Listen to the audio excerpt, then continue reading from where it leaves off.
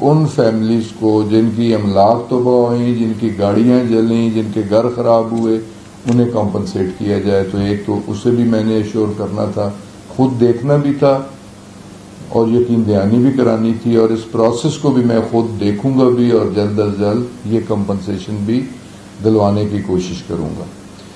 Recent past میں اب 3 حادثے ہو چکے ہیں۔ گلگت کا حادثہ، فوکر فلائٹ لینڈنگ کے ٹائم ڈیمیج ہوا جہاز، اس سے پہلے چترال کا حادثہ۔